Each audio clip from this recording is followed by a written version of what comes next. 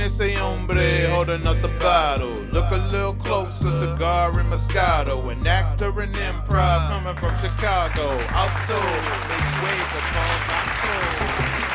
I'm an improviser, so if you go higher, I'll probably go higher. The next thing you know, you'll just see us from here. We'll go into Spanish, and then nobody knows what's going on. Nadie sabe nada. Nadie va a saber nada. Nadie va a saber nada.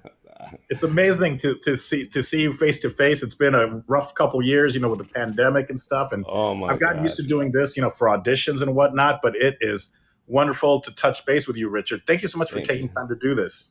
No, thank you for inviting me, man. Thank you very much. I love the sound effects. It makes me feel like there is an audience listening to us, like somebody in there. Yeah. Even if it's just a few people, it's great because it is nice to get that feedback. And then if it ever bothers people, we can turn the sound effects off. Thank you guys. Yeah, give Richard a round of applause. And the nice thing is that it lives on the platform. So I like it, because we could just record this on Zoom or wherever, and then we'll have a great conversation. But I love the live aspect to it, the feedback, and then we can. Then it lives on the platform, so people can actually come back and listen to it. And then what I do is I download it. It's also simulcast right now to YouTube, to Facebook, and to Twitch. So I just leave it there. It's unedited, mistakes and all. And then what I'll do is I'll download it and then re-upload it as a legit podcast with an intro and an outro and all that good stuff. Nice. Good. Yeah. So how you been, man? How's Vegas? Vegas, it's getting hot again. It's crazy. I mean, it's always great until the middle of summer, when it's 120 and fat guys like me are like, oh my God, it's, but you're in a casino all the time, or you're in your home. I had a story, for 10 years inside Binion's Casino. So you go from your air conditioned car or Uber to the casino to your home. So it's fine. But, it's going to start. As long as you're not a roofer in Nevada, you're good. As long as you're not doing roofing or landscaping, you're good, man. And that's and because Mexicans that's what we do out here, and it's freaking crazy, bro. Stuff. We're willing to take. Well, not we, but Mexicans are willing to take those. My dad said he worked hard his whole life, so I didn't have to, and I said, okay. Right. Why would I disappoint him now? I don't want to disappoint him. I don't want to disappoint my dad. So, Richard, it is so good to see you. And again, I really want to thank you for taking time from your busy day and joining me. And then I want to cover so much. And if we don't, you can always come back because you're always welcome. Start up, man. I'm good, man. I'm ready to answer whatever you want to know. Wonderful. That's perfect. The interrogation shall begin. So Richard, I guess, let's start in the beginning and work our way and see how far we get. And if you have to go, by all means, please, you're by no means hostage here, but I appreciate you being here. No, I'm good. Let me just make sure this doesn't die on us when we're putting it together, because I want to make sure that we have enough energy and mistakes and all. That's what we love about this podcast. See, trying to get this so I can get into the story. I don't want it to cut off midway there. It's fantastic. I love your backdrop. I've seen it. I think in podcasts, or what's the story? Is that this is a story? I didn't steal it, by the way. I did not steal the sign. It was bought at a thrift store. My brother-in-law was nice enough to have it in his garage. And he says, Richard, would you like this? Do you know what you would do with this? Would you want to put it on your podcast as a piece? I said, you know what? This is exactly what I need. So not only does it do that, but we also put lights in these. Hold on, there you go. Bam! So now you see the full effect. Once the podcast goes on, both booths have the little lights, and that's it. Something I have fun with when we're doing the podcast, American Illegals. American Illegals is your podcast. So how long have you been? It's a great name, by the way, too. Thank you. It's been a year now. We've been producing the podcast for a year, and in there I talk about selling crack with my dad in Compton. We talk about how he became a pimp, comedy world, people that I've toured with. What else? Everything, man, from the 10 feature films I produced for these company in Mexico that they were all gangster movies, to guests. We'll have guests come in that are performing here at the local comedy club, and we'll tell them, "Hey, come on over. Let's talk to you." And that's it, man. It's just chit chat. That is something I really wanted to get into. Well, of course, the selling crack at an early age. It's such a fascinating story that I've heard, but my listeners haven't. So, if you don't Okay. mind telling it again, but Uh-huh. also then I found out that you produced these movies, which a buddy of mine, Noel G. I think we have a common friend, Noel G. Yeah. Yeah. Which, if people don't know, he's the Chicano in every single film. He's a cholo in every cholo He's a movie. I would Yes, say. he I was would Hector say. in Fast and the Furious, and he was in the movie with Bruce Almighty where monkeys flew out of his ass. That's probably the first thing that he was known for. Yeah. I actually interviewed earlier today. I interviewed Citric. Do you know Citric? Anthony, Of course. and of course Noel's name came up. And I told Citric, I'm like, holy I go, man, I thought you were Noel G. I'm sorry, I meant to interview him, not you. I know both of them really well. I've got to work with both of them. Now, so have you ever met Johnny Sanchez, the guy that owns the Toy Shack in Las Vegas? He was a toy expert on Pawn Stars, but he runs with Noel G sometimes. So if you ever come out, I'll introduce you to him. I think. Okay. Yeah. Noel G had told me about him. Yes. But I've never personally have met him. I've never personally met that toy guy. I know the who toy you're talking guy. about, the toy guy. He doesn't get offended if you tell him the toy guy, does he? Yeah. He does? But yeah. I mean, he's either the toy expert or Johnny Toy Shack or the toy expert. Yeah. He's the toy guy. He owns a Toy Shack in Vegas, and he was many seasons on Pawn Stars as the toy expert. So yeah. He's a grown man playing with toys. Yeah. Let's go to the beginning, man. So now, were you born in the U.S. or in Mexico, or what's your... So the story here's the beginning. I was born in Compton, California, Martin Luther King Hospital. My parents, when I was 3, decided, no, we're going to go back to Mexico and we're going to start again. And they did. And then in 88, Mexico had this huge, like they went into like the depression. And so the peso was worth nothing. My dad lost everything. We flee back to the US. So we end up in Compton, California again. And then now we find ourselves with no money. 4 of us in 1 bedroom with my dad. And my dad had no papers, couldn't work legally. And so he was offered the opportunity by a cousin, hey, you sell crack cocaine here in Compton, and you can have a house. So my dad said, I don't speak English. And they were like, but Richard does. I'm Richard. I became the translator at that moment. So then my dad's like, but I don't know anybody here. He says, but your brother's a crackhead. Just give him some crack at night. He'll tell everybody how great your crack is. And he's like, but I don't know how to cook this thing called crack. He says, your wife's an excellent cook. Listen, you have all the tools to start this business. It's like making cookies, except you can't lick the spoon at the end, all right? It's the same concept, stir. And that's it. And that's how we started our business, man. At the age of 10, I now became part of the business because you understand it. The knocks at the door at 3 in the morning, 4 in the morning, you want to get through that transaction as quick as possible. Well, we're getting is stolen goods and giving them return cocaine. So it was like I had to be on my A game, man. We had so much traffic. I don't know how much your viewers knows about crack in the 80s in Compton, late 80s. There was very bad crack back then. People were getting pieces of potato. So if you're a crackhead back in 88, you know what I'm talking about. But because we were so good at our quality, because my dad, of course, he was not going to cheat anybody. He's an honest man. He would make sure he made good crack. And it was so good that we became so popular. My dad opened up a candy store. Why? Because we need to disguise the traffic that's coming in and out of the house. So guess who ran the candy store? This guy.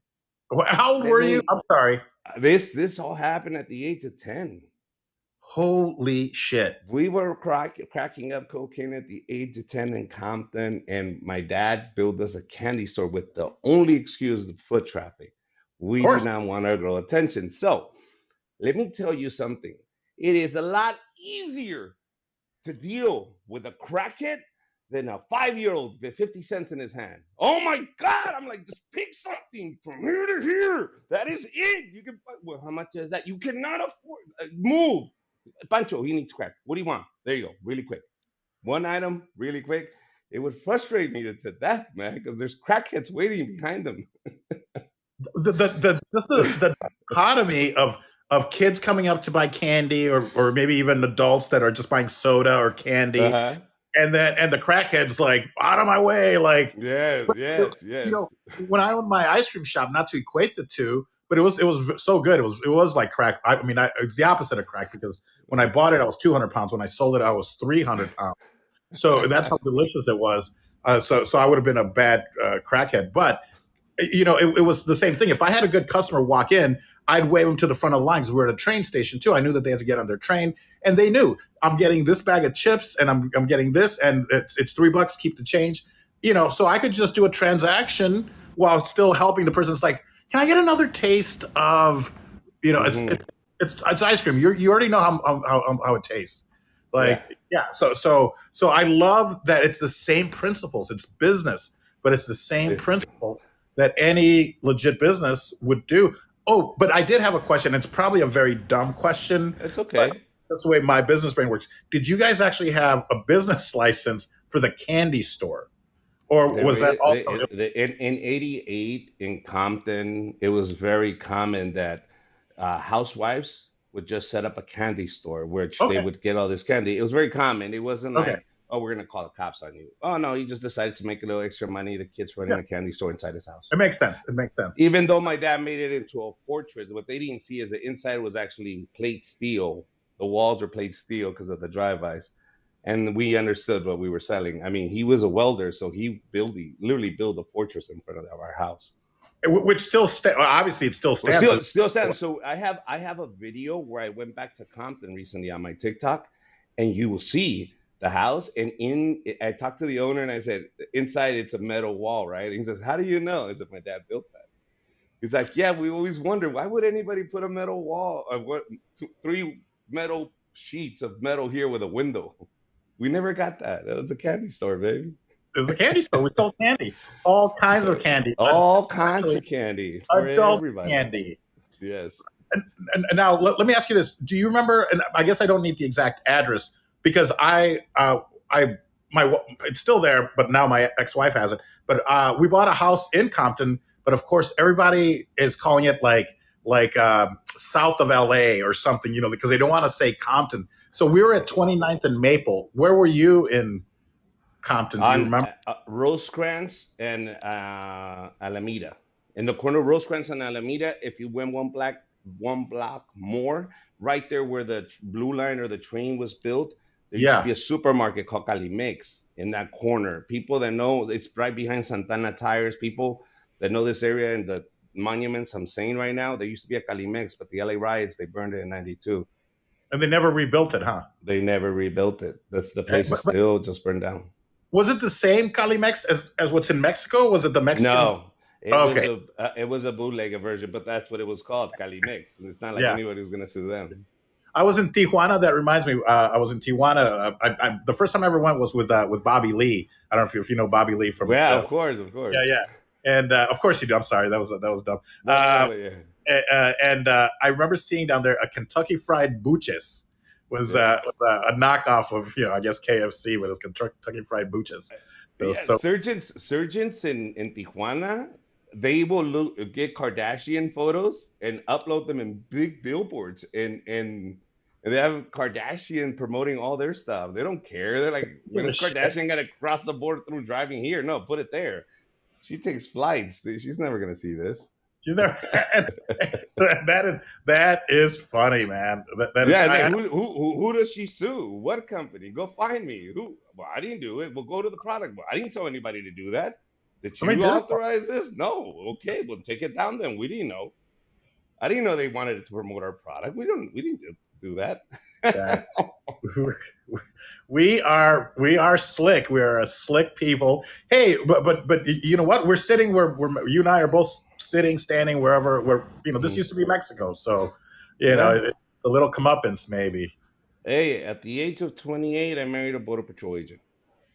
Everybody looked at me like, "Wow, where'd you guys meet?" I said, "The river." No, not the river. No, I actually married a border patrol agent. It was like crazy because she would patrol the. I'm from Mexicali, and she would patrol Calexico, which is the opposite of that Sure. border. And I always had this fear. 'Cause now we're married, and I'm going to family events.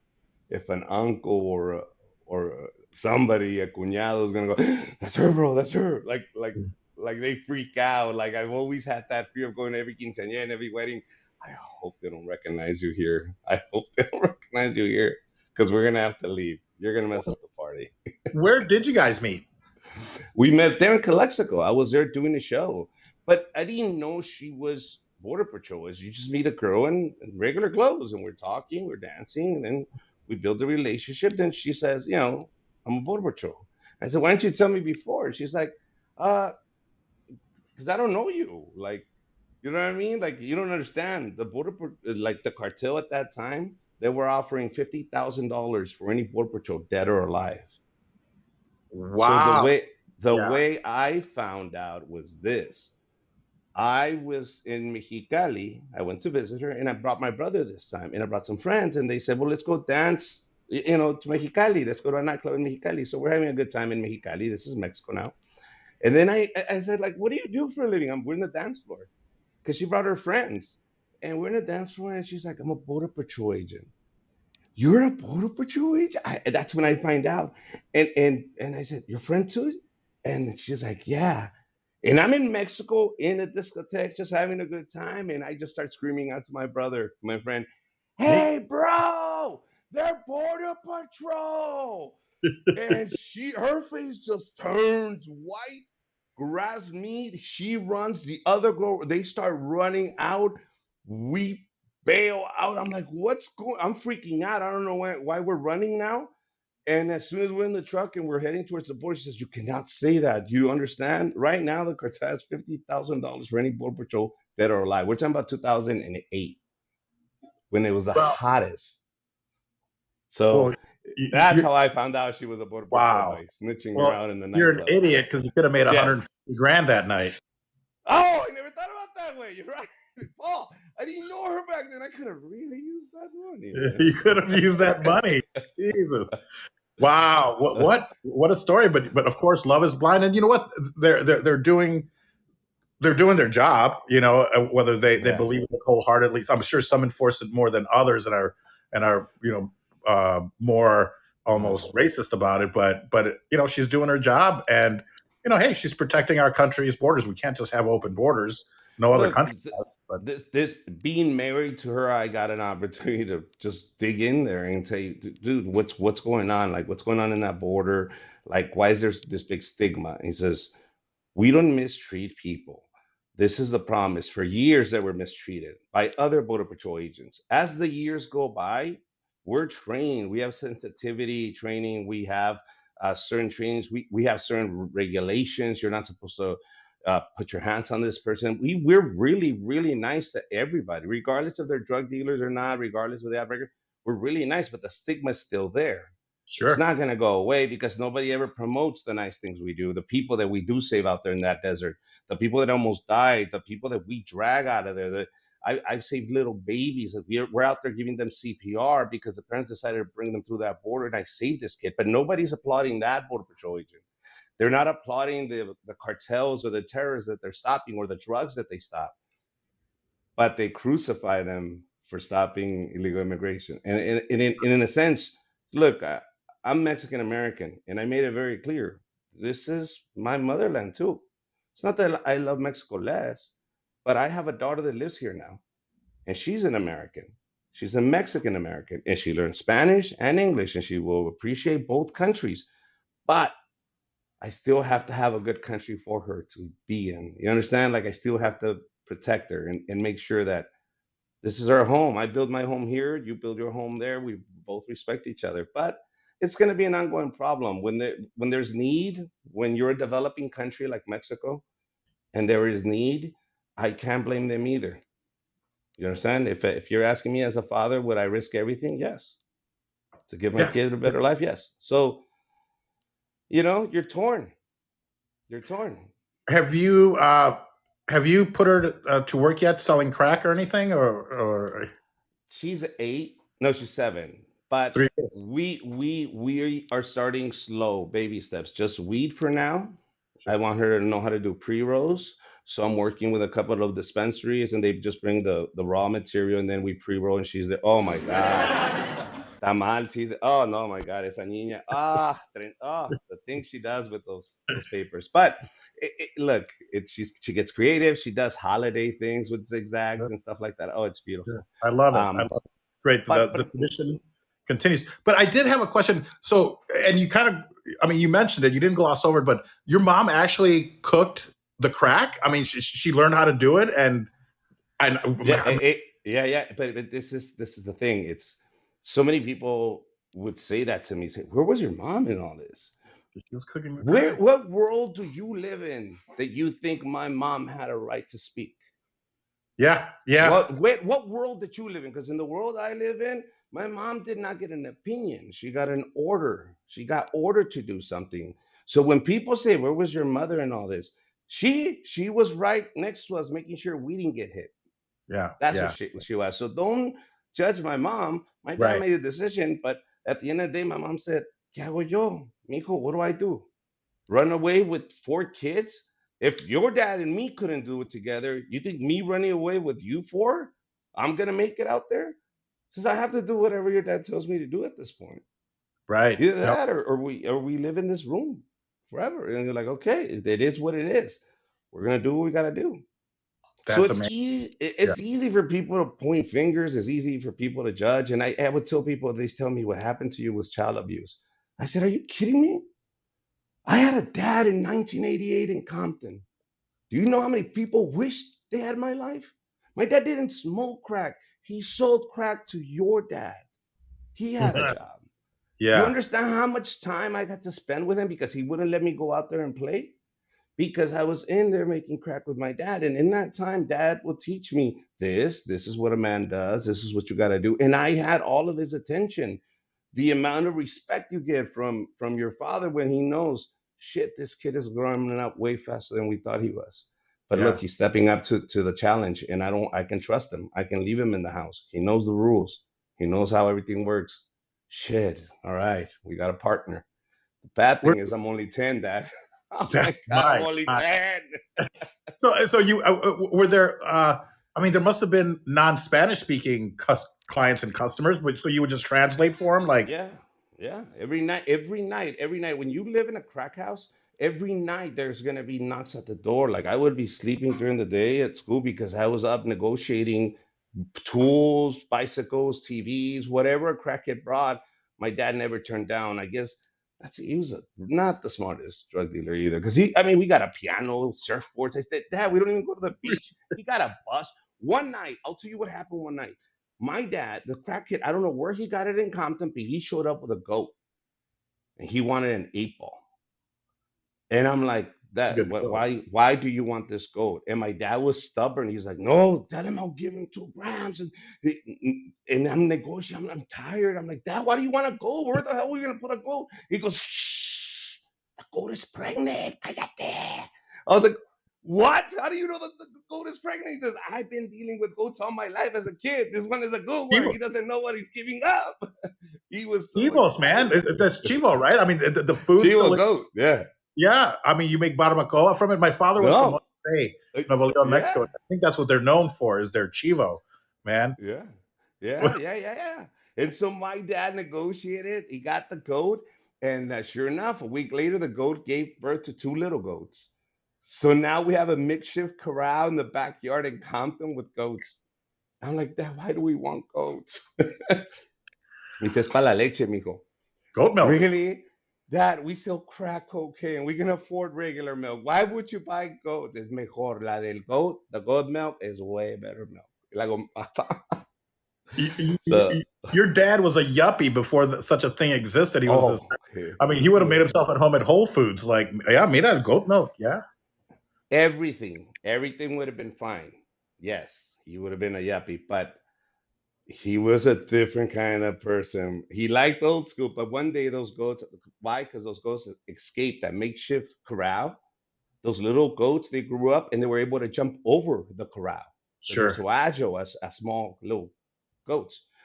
Well, they ended up at the Calimex eating the produce. They ended up in the supermarket. They got out of the corral, the two little goats, and they ended up in the corner supermarket in the Calimex. And the neighbor sees them and calls and says, "Hey, your goats are in the supermarket." So now my dad gets a pickup truck. Orale, vámonos! And we're all rushing to the supermarket to get our goats. And sure enough, my dad, "Get in the back. The goats go in the front. They're going to jump again." So now we're in the back of a pickup truck. Goats are inside in the cabin with my dad. We get there. And sure enough, the cops show up right behind us. You know what I mean? Like, what is the Calimex going to do? There's goats here. We have to call 911 and tell them there's goats. So the cops show up. Now, remember, Paul, we're selling crack. We don't need this kind of attention. And now the cops are here. And my dad has a goat right in front of him. And the cop goes, "Sir, you can't have livestock here. This is illegal. Do you have another goat?" He says, "No, this is the only goat." Of course we had another goat. He's lying. "Sir, I'm going to have to go in there and check. Now, I don't have a search warrant. I'll come back with one. But you let me know, is this your goat? And is there another goat?" And my dad's like, "No, this is a food." He goes, "What? This is a food. I eat. This is a food." He says, "No, sir, that is a live goat. That is livestock." "Oh, okay. It's a livestock? Okay." My dad grabs his knife in front of the cop and slices the throat of the goat right in front of him. And now it's food. Food. It's food. The cop just got in the cop car and left. He says, not my problem anymore. We don't even need animal control. He just made it food in a second. I was like, oh my God, he slit that goat's throat. I don't think any hipster would have done that, bro. No, fuck no. That But it freaked me out. I still remember that moment, man, because I'm like, if he did that to the goat, imagine what he's gonna do to us. Fuck yeah, that's what the cop thought too. Yeah, the cop was like, "I'm getting out of here before this motherfucker slashes my throat." Yeah, so man, like this, you end up becoming a comic, man. Yeah, what else can you possibly do? Of course, I mean, these stories are great. What was your first experience with comedy? I mean, maybe growing up, you were funny and entertaining and all that, because that's usually what seems to be the story. Like, oh, I was, the funniest kid in school or whatnot. But then, did that happen with you? I mean, you were tired. My God, you must have been exhausted from selling crack and all that. Yeah, the crack always helped. No, I remember as a small kid, because I come from four other siblings, so all boys, and we were all craving my dad's attention. And I remember that at the age of 5, my dad would get so drunk, get out of the bars at 3 a.m, and he would wake me up, because during the day he had taught me all these dirty Spanish Pepito jokes. And what he loved to do was get drunk with his friends, bring them over to the house. Of course, I have to go to the next day, kindergarten, but my dad would wake me up, give me a Budweiser and a cigarette, and says, "Mijo, tell him the jokes," and he would give me $1. And I would perform jokes at 3 a.m for my dad on top of his car. And his buddies thought it was the funniest thing. And I thought it was great because he would wake me up. He wouldn't wake any other brother up on me. So I kept learning these jokes till the age of 8. I always was that guy that would tell these dirty jokes to my dad and all his friends. Do you obviously? I mean, you remember? Would you be gracious enough to share just one or two of those jokes? I hate telling comedians, "Oh, tell me a joke." No. In Spanish, Spanish is okay. These jokes are like given, like these are like vaudeville stuff, but it's like in español, in Spanish. Yeah, please. Llega el borracho con el cantinero y le dice, "Oiga, cantinero, présteme su teléfono, voy a llamar a mi casa, mi vieja." "Vieja, prepárate para hacer el amor 5 veces. Ay, viejo, ¿a poco vienes tan cachondo?" "No, vengo con 4 amigos." Yeah. So it would be jokes like that, dirty jokes like that. Like, "We're gonna get ready to have sex 5 times. Ooh, are you that horny?" "No, I'm coming with 4 friends." Brilliant. But even like, you're drunk acting, and you've got a beer and a cigarette right at 5. Of course. Yeah. Of course. It was the Budweiser. I would drink half of it and like blow the smoke out. But my mom would know that he had snuck me out because I would pee my pants.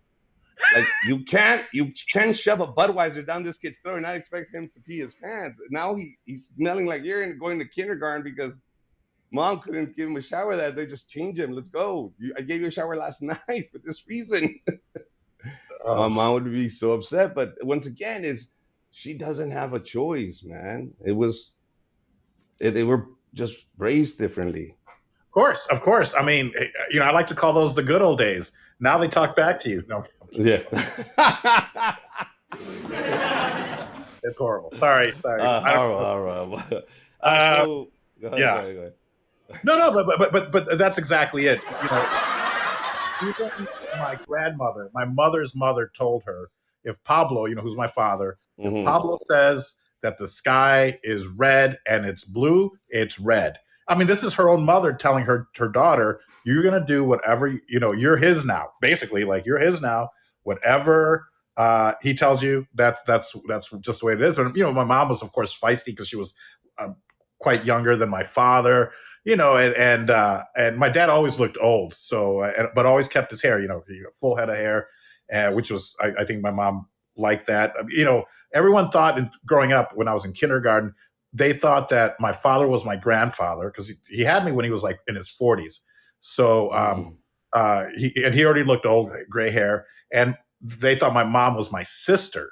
So they would like rat me out a lot of times, like Maria, your brother Paul, like he did this, and then she'd be like, I'm gonna go tell, Uh-huh. Uh-huh. his dad or whatever, and then they thought that my dad was my grandpa. It was just, and there's a story that a guy from work came looking for my dad, and the thing is, my mom always called him daddy, so that we would call him dad or daddy. So and it wasn't like in a creepy way, like the kids use it now, like, hey daddy, hey poppy, It was and innocent back then. and so the guy comes, knocks, and my mom answers the door. He's like, "Is Pablo here?" And my mom goes, "Yeah, let me get him." She goes, "Daddy, daddy." So he comes out, and apparently the guy thought, he goes, "Oh," he goes, "Wow, your daughter's so nice." My father just starts seething. He's like, Maria, Maria. She comes out. He goes, "This is my wife." And the guy's like, "Oh my goodness, Pablo. Sorry, wow, she looks so young." Like, Pablo, like, like, you're a Yeah. pervert. So Yeah. it's but you're right. It was one of those things where that's just the culture of the time.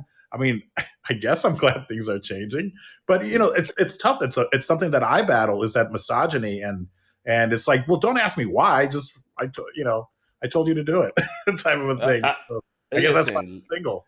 I've come to my conclusions. I'm 44, and I go, you know what, babe?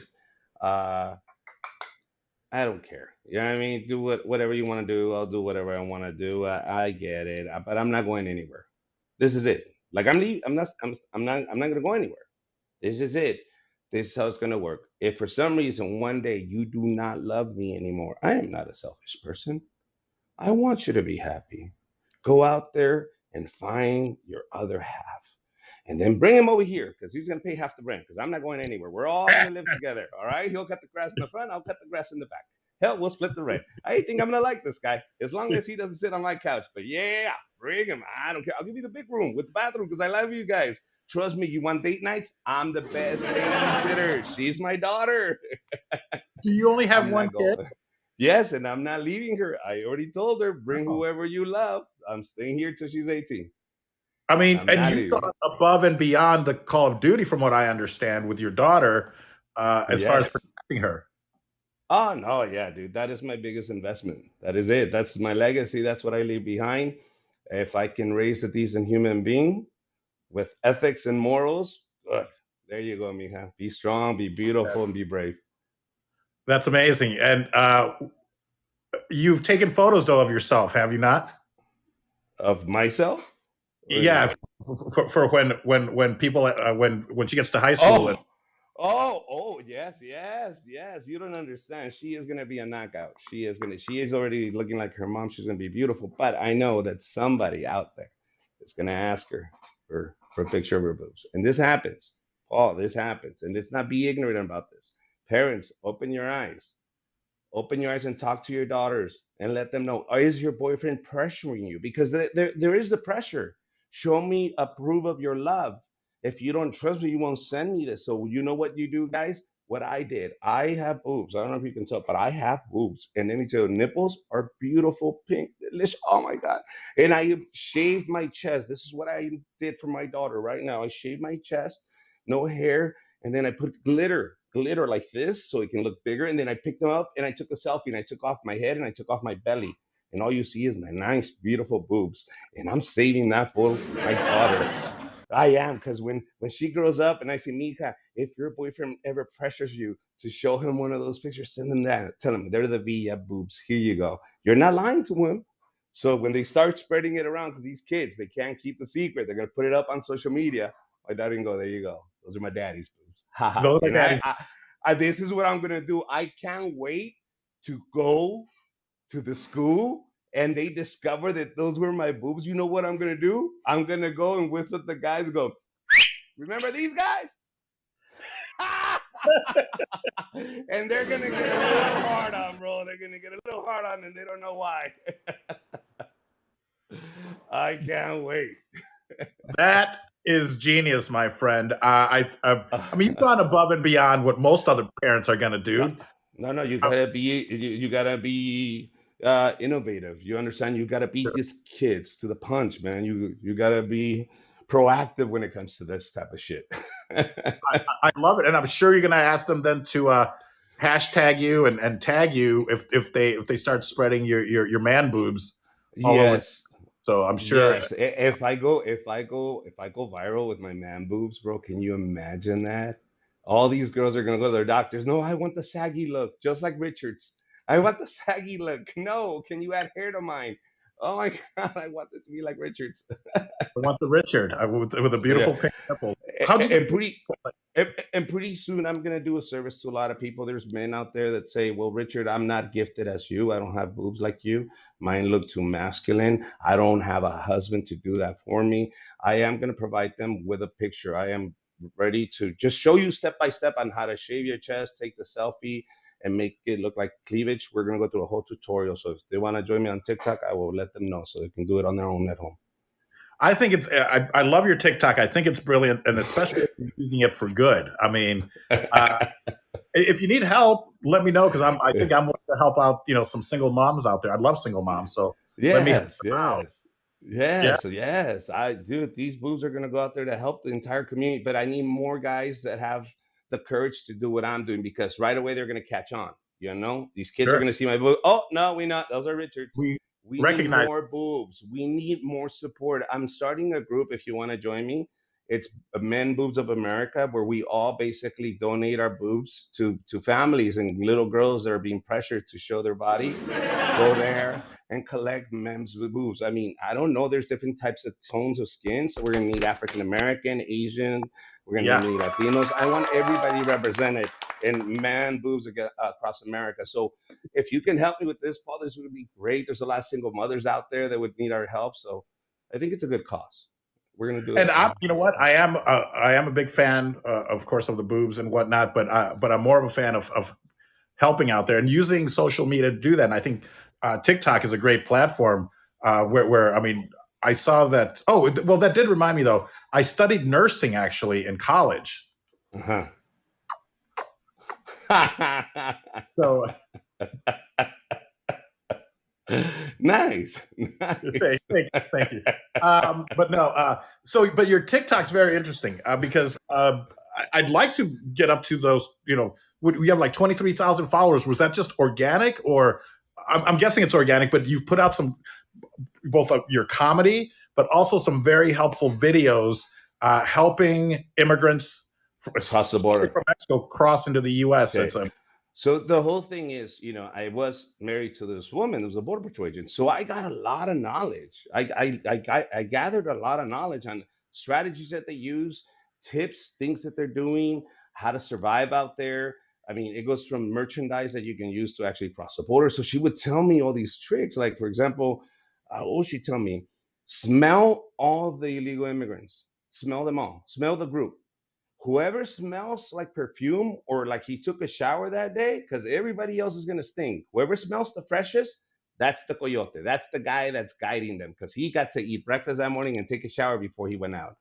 And she says, that's how we know the difference. I was like, wow. So now I'm telling the world, hey guys, if you're a coyote, go in there stinky, bro. Don't even take a shower because they're gonna get you. Second, molcajete.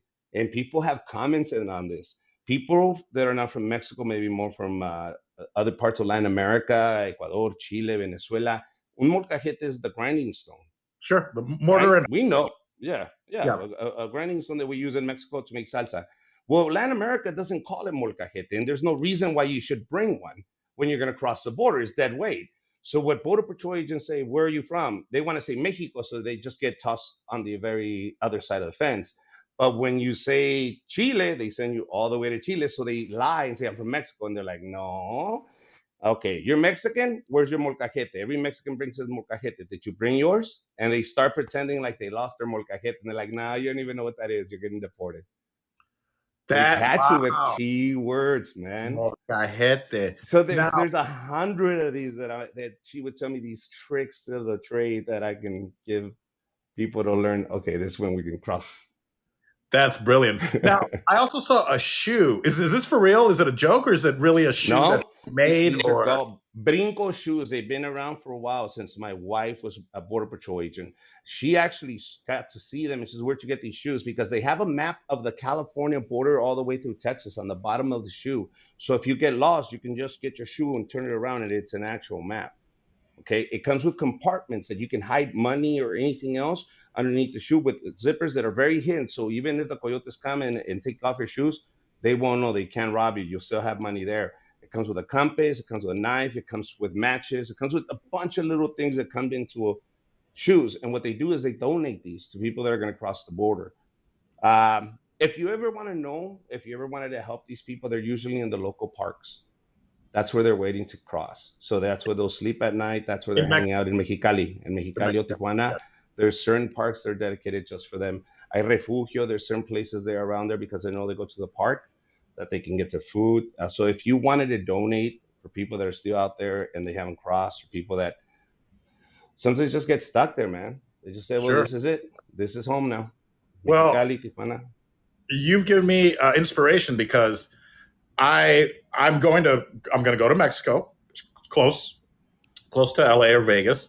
I'm going to get caught, and when they're like, "Where are you from?" I'm like, do the whole molcajete thing, and then go like, "All right, I'm from Chile," because I've always wanted to visit Chile. So There maybe you they'll go. the way Maybe, back. hey, there you go. Patagonia. I'm from Patagonia. Listen, oh my God, that is brilliant. Me and my wife were gonna go to Cancun, but forget this. We're gonna go to the border. I speak Spanish. You speak Spanish. They'll pay for the trip. Fuck it. Yeah. Now you know what? My little girl will rat me out. Her accent is really thick. She's a no sabo kid. She's okay. No sabo donde we go. And No I'm gonna be like, sabo. oh my God, never mind. For those of you that don't speak Spanish, it's no sepo. No, I'm kidding. No It's sepo. it's no say. No say. She's so dumb. It's actually no sepo. Hey, niña, no supo dirigir. But that's so funny that they would use these tricks. So, because I wasn't sure if it was. So it really is like a public service announcement. The border crossing Yeah, 101. no, It yeah. really is. Yeah. You like, for example, your containers. You're going to carry a gallon of water, but water is reflective, so you need to spray paint it with a flat black paint outside. Make sure that doesn't reflect, and then fill it up with water. Do not take containers with just water or bottles of water. They're going to reflect, and the helicopter or the border patrol can see it from far away. Amazing. Wow. Okay. So great tips so that we can reappropriate Aslan, so we can take Oh, Aslan. there you go. So now also watering holes. I'll have a map posted up where you can actually create your route around those watering holes, because you will run out of water. But there are people that go out there and fill up those water holes so people that are out in the desert can get some. And of Yep. course, there are people out there Yep. that probably go out and destroy those. Oh yeah, of course. They go in, or the worst thing is sometimes if they poison it or they do anything to it, that would be even worse. You know what I mean? So Yeah. yeah.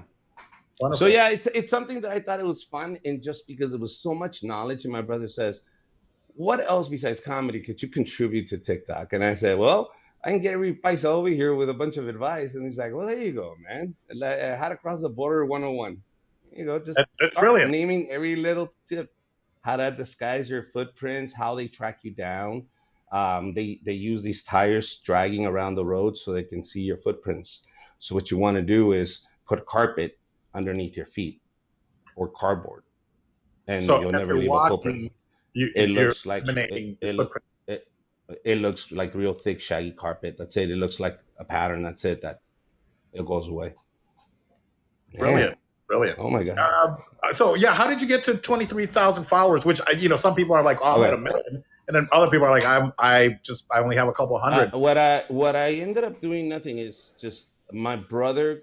He's South Central Dad. I don't know if you know who South Central Dad is, but he works for BuzzFeed, and he was telling me, why don't you do this? Why don't you do this? And I said, because I don't know. I don't know. For 20 years, I've never known. I don't know this. And my brother's like, really? Well, how much material do you have? All of this, 20 years of jokes. What do you want to do with this? Give it to me. Let the world see it. You don't do it anymore, right? No. You have new material, right? Yeah. Can I burn these 8 hours? Yeah. So that's all he did. He said, here we go. Let the world see your jokes. Boom, boom, boom, boom, boom, boom, boom, boom, boom, boom, Nice. boom. And that's it. He said, just put up all this material. Why aren't you putting it up? I don't know. I don't even know how to put a title. This is difficult for me. I'm on a cell phone right now going like, yeah, God, it works. You understand? So I'm Brilliant. 44. When I started, I was giving out flyers to people. Do you understand? That's how I promoted my comedy shows. I Of course. had I had a little black book in my wallet, and I opened it up, and I would send text message to everybody, one after one. That's it. So my brother, knowing what he knows, he's helped me out a lot in 7 days, man. This blew up in 7 days. Really? Wow. In 7 days. This blew up in So seven how long days. have you been on TikTok then? No, I've been on TikTok for a long time, but it But was I was at maybe I was maybe at 300 when I first started, and then I put up a Vicente Fernandez and Luis de Alba meeting, and that one went viral when they two met. Because you're like, wow, how did these two end up together? Tell us the story. And so, sorry. So when this no. happened, TikTok went crazy, and they're like, oh my god, and everybody starts sharing, and then Vicente dies, so it just goes. My account goes to 5,000. But my brother says, but that's Vicente. You're not gonna get another 300 Vicentes. Where's your material? And I said, oh, yeah, you're right. He says, okay, now let's promote Richard. Here you go. And so he started doing all this thing. He says, work with other people, man. Start collaborating with other collab. Yeah. people. And I'm gonna tell you something. What the frustration was that I told my brother in this whole social media game is this. Now that I see there's an audience, now that I see that they're responding, it motivates me to write even more. It Yeah. motivates me to create even more because I know there's an audience and you are listening. So I'm gonna make more. I get more and more excited. And it's hard to even get started because you don't see the light at the end of the tunnel, because it went to the Vicente Fernandez video and then it stayed there for like a year and did not move. I was like, wow. And I would try and try and try, and nothing. And my brother said, no, it's your material. Just give him your stand up, man. What do you want to be known for? A mechanic or a stand up? Then why are you doing mechanic videos? Do videos that you want people to know you for. I said, oh, you're right. That's it. And then at the end of the 101 ways to cross the border, that's going to become a coffee book. I'm going to grab every single TikTok. And so I only got to get to 101. And then it's going to become a coffee book that I can give to fans or sell it or do whatever. Brilliant. But that's it. So get ready for the coffee book. Add illustrations and everything. Let's I'll do whatever I can to promote it, of course, but also sell it on our website. We'll do whatever we need to do to move it. You sell it in Vegas. We'll talk to Johnny at the Toy Shack. See if he wants to sell it there. The cigar though, I want to try some cigars. I'm a cigar fan, man. I want to try some. Yeah, I'll go to your shop. Yeah, we'll get together. We'll smoke some Vato cigars. Yeah. We have mild, medium, bold, extra bold. You tell me what your favorite cigar is, and then I can show you or give you what I think you're going to really enjoy, and I'll probably be pretty close. I've been doing this for a long time. Yeah, see, my habit was always every Friday night after Refried Fridays at the Hollywood Improv. Before I would always be at the V Cut at a cigar shop right next door. Yeah, and that was my hangout spot every Friday night for 10 years. If you wanted to see me or get a spot or talk to me, you would find me at the V Cut next door. And I would love just it. smoke cigars for 10 years. So now I remember when you got your cigars. I remember when you first got them out. I was like, look at this guy, he got a cigar. And I was thinking, man, maybe I should get a cigar. And then I said, no, I'm going to go do Spanish comedy. And left. You know what? It's not too late.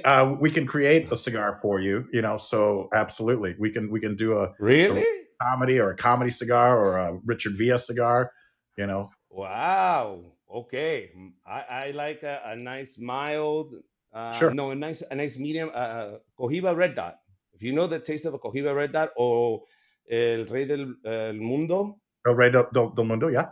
El Rey del Mundo o Cohiba Red Dot, that flavor is just delicious. Rey del It, Mundo también no sé why I like it so much. I don't know if it's the cheapest cigar, if it's the most expensive, but I like it.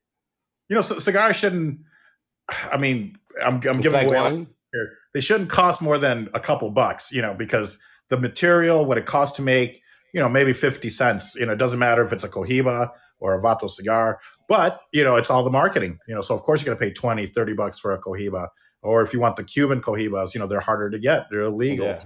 whatnot. But it sounds like you like a nice medium, almost to full-bodied cigar. I mean, you might. Yes, Dominican tobacco is one of my favorite. Dominican tobacco is one of my favorite. I'm like, wow, this. I don't know. I just really, really like the taste. And I've tasted Cubans, I've tasted other cigars, but I figured after years of sitting there in that beat cut, I kept asking, "Hey, what's this? And how's this?" And it's like, "All right, okay." He says, "Yeah, every cigar is Dominican." I was like, Perfect. "Oh, really? All right, cool. That's That's your my flavor taste. profile. That's my flavor." Yeah, I was Davidoff made a lot of my cigars. Our Las Vegas blend, which was mild but very flavorful. So Mhm. that was made by Davidoff in the Dominican with all Dominican tobacco. But then we have other blends that are made in Mhm. Florida by a Cuban cigar roller, and that's our Aloha blend, our Cuban blend. We call it a Cuban blend, which is probably what you would like. It's our homage to the Cuban cigar. Our Kansas blend, which is a double wrapper, has 2 wrappers on the outside, and our Black Diamond, which is our boldest cigar. And then we make one that's 18 inches long, called the All In. Oh, all in. Okay, have you tried the all in? Of course, yeah. Okay, did you throw up? You know what? No, because I will smoke it over a course of weeks, and I used it for advertising. So I'd walk out on Fremont Street with a 18-inch cigar. Oh, Like, where did you get that? I'd be like, at Vato Cigars. They have some of the best cigars in Vegas. And I'm Paul Vato, but I'm walking around advertising it, and or if somebody else bought it. But we had the guy that set the record was. Almost going to faint. He had to go get food afterwards because he took it down in 4 hours and 10 minutes. And this was I think, the 18-inch by 60 ring gauge, because we make a 50, a 60, and then we make an 80 ring gauge. So maybe it was oh the my 80 God. that he took down in 4 hours and 10 minutes. That's the world Okay, record for the all in. I did that. I grabbed the big 18 one. They had to be cut. It's like, really, Richard? I was like, just give it to me, man. Today I'm gonna be here all day. I started smoking that thing an hour into it, bro. And I am a habit cigar smoker. I left out of embarrassment because I knew I was gonna throw up. I was so nauseous, bro. I left and I'm throwing up in an alley. And I'm like, oh my God, never. I threw that thing away. I was like, never again. I It mean, It's talk probably like, it's the nicotine. It's it's a yeah. lot of nicotine, but you have to do what the old Cuban men do, and that's why you always see them. They have little blocks of sugar, because sugar negates the effects of nicotine. So if you ever feel, this goes for anybody, if you've smoked a little too much and you're feeling a little lightheaded and you're feeling the effects of nicotine, because it feels a lot like a sunburn sometimes. Yeah. When you can get it through your hands, because I would roll cigars and all of a sudden you start Uh, feeling tingly. You're like, holy shit! You eat some sugar and it negates the effects of nicotine. see, I never knew that. I learned something new every day, Paul. There you go. All right, okay. Now I Yeah, know. that's Now why I these know. old Cuban men can sit around smoking all day. Su cafecito and a little Yeah. sugar, stuck on a sugar. They'll on a sugar cube, and then smoke their cigars all day and like nothing. Paul, would you ever get into stand up? Because I know we had this conversation. Have you ever dabbled into it? Have you ever decided, hey, I want to do this, man? I've you know what? Thank you for asking. And yes, I've always wanted to do it, and I can tell you a little bit of what happened. And I think it's part of it is laziness. I think it's a combination of at first going, I'm not going to desecrate this institution of stand-up comedy. Maybe it was just an excuse, or I don't really have a point of view. No one's going to care what I have to say. And now that I'm older, I'm like, I definitely now have a point of view. But I feel like it's the time has passed. But I got into improvisational comedy by mistake, and this was in Chicago. I went to study at the Second City, Improv Olympic first, and that's where for people that don't know, that's where all the great, I think, comedians came from. And right now there's like Seth Meyers and his brother Josh, but Seth has his own late night talk show. Key and Peele, and Colbert, Stephen Colbert, Stephen Carell, all those people, Tim Meadows, Chris Farley, going back, they all came out of the Second City. So I fell in love with improv because at 23, I had a decision to make. Do I buy this business? I was a business broker selling businesses. Do I buy this business, or do I go into Chicago and learn how to do stand-up? And none of my family had ever been in business for themselves, so I thought it'd be a good thing. And it was. I mean, it was a gourmet ice cream and coffee shop in the Chicagoland area. Again, when I bought it, I was 200 pounds. When I sold it, I was 300 pounds. That's how delicious this ice cream was. And, much like a dealer, I was getting high on my own supply of ice cream. So I and then every year it's been like, next year I'm going to try stand up. Next year I'm going to try stand up. And all of a sudden 30 years go by and I haven't tried it. So that's why I really do want to, Richard. And I've done it maybe, to be honest, I've done it 4 or 5 times. I took a class back in the 90s with Dobie Maxwell at Zanies in Chicago. I don't know if you've been there. But then, so I know comedy, I understand comedy. And Bobby Lee would tell me, like, he goes, you just got to get up there and do it. He goes, you haven't lived till you've bombed on stage. He goes, I do all the time. I go, no, you don't, because I've never seen him bomb. He's a genius when it comes to stand up. And then he became a great actor, an improviser, and sketch guy. And then I was about 3 years ago. I can't remember if it was 3 or 4 years ago. New Year's Eve, I opened for Steve Byrne here in Vegas. And by open, I mean he was gracious enough to let me do 5 minutes before Gary Cannon came up to do his hosting. And I was like, man, he took a big chance. I'm like, I'm sorry if I ruined your show. He was like, no. He goes, it was, it was good. It was by no means great. So, I've got thousands probably of jokes written, or ideas and stories. And I just interviewed Butch Bradley, and he was a resident headline comedian here in Vegas. Yeah. Did you buy his wife's salsa? What's that? Did you buy his wife's salsa? No, he didn't talk about it. Oh my God, it's the best salsa you'll ever have. Butch and Bradley, he sells it? If it's given this video, dude, your wife's salsa, amazing, dude. I want to go back just so I can buy another case. I don't know if it was the only time she did it, but Butch Bradley was nice enough to let me go up there and do some time too. He's a regular there at the LA Comedy Club. With Joaquin, and so he had his wife's salsa and it was warm. They had just produced it, and I was like, so I go upstairs. I'm with my wife at the hotel in the casino, and then I'm like, babe, look this. We're having salsa and all that. So I was like, wow, this is great salsa. And then on the way back, we're still eating the salsa. I was like, man, this is good salsa. So if you see him, ask Butch Bradley, hey, give me some salsa from your wife, man. Don't be mean. Oh my goodness! I feel like we didn't get to cover that because I just interviewed him a few days ago. But I think we're going to do. Maybe it was last week. We're going to do a show. I think maybe here on Fireside where he's going to help me with my stand up, and okay, there's a hit. That's something that we keep. There's something that we keep. So thank you for asking. And I'm sorry I like then just derailed the conversation to be about me. But no. But I was curious because I've known you for a long time. I even saw you in Improv Olympic when I first started. When I was just starting, I know you guys were performing there, and I got invited by you. You were putting together a show, and through Martina Trucci and other comedians, we had met that long time ago. And so I always kept seeing your career. I saw when you were doing Mad TV. I saw when you were doing the cigars and all that, and I was like, why is this guy not doing stand up? I want to do it, man. I really want to do it, and I really think now having now having this podcast, I think has also really inspired me and motivated me. I think I've done everything backwards. Most people start working for a company and work their whole lives, and then when they start to get to their 50s, 40s, 50s, 60s, then they're like, you know what? I'm gonna start a business. I did it backwards. I started, a business when I was 23, or, I took over a business and then started another company here in Vegas. And now I'm just like, I either want to work for someone else or follow my dream and do stand up. And you know what? I want to be on the road. I don't care. I mean, I'm old now. But listen, here, same thing. Is what I did now is put myself in a situation where I pick what I want to do, but I had to do this.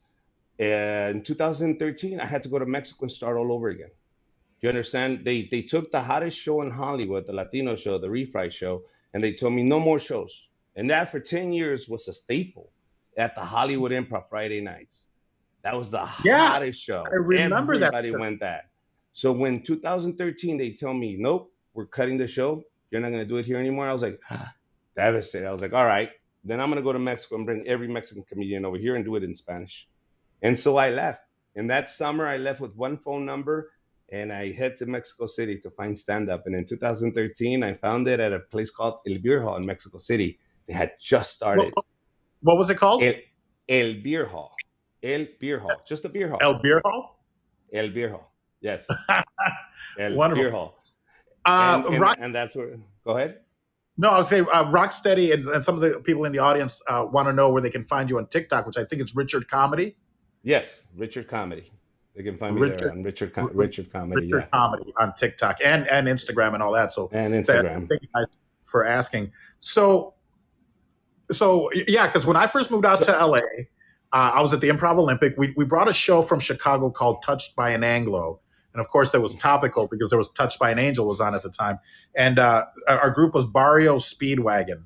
And it was a comedy group. And that's how we found agents and managers. And then that's how I got on, ended up doing some TV. I did, Matt TV and Cedric the Entertainer and the Sarah Silverman Show. I was on a soap opera. I was on Bold and the Beautiful because I'm both bold and beautiful, for a couple of months. I was a bad guy. Of course, I'm Latino. Of course, I was a kidnapper. I was a bad guy. Of course. But I remember your show because it probably started in early, like 2003, right? 2003, yeah. 2000. Yep.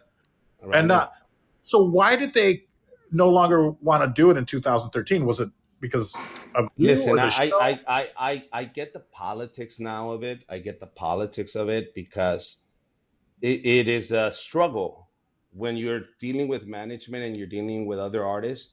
You understand that stage, Friday night, 10 o'clock, there's a full house.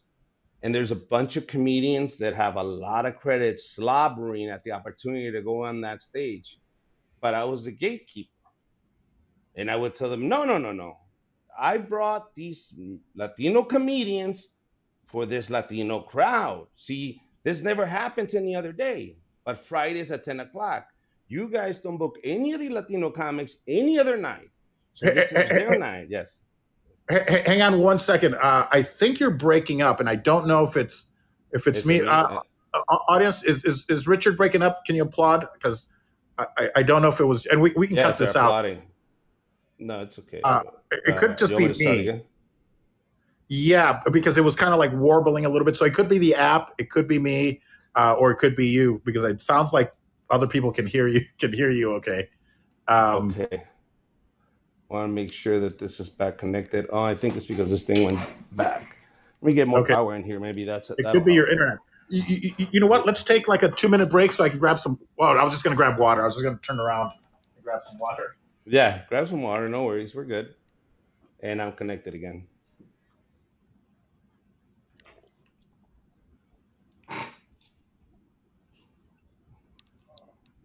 I'm going to do the show facing away from you, just like Jim Morrison. All right. Sounds good to me. I don't care as long as it gets recorded. You just don't like drinking in front of people. That's it. But yeah, it was that platforming because at that time I wanted to be selfish and I only wanted Latinos on that stage because I felt we never got another chance. Even the day that they told me, Richard, you only have 2 more shows. The day that they told me you only have these 2 last Fridays, I told my manager at the time, cancel whoever we have booked and give it to all the open micer Latinos. Find as many Latinos as you can get with a Latino name. You put them on that show and make sure all of them at least do 3 minutes. We had shows of 12 to 13, 14 people. just because I wanted them to leave and say, bro, that's what it feels like, because they're not going to give you another chance to another 5 or 10 years. So at least you got to taste a little bit. There you go. Man, well, thank you. Because and you know what? I mean, like I get it. You know, I get business. I get it. But then okay.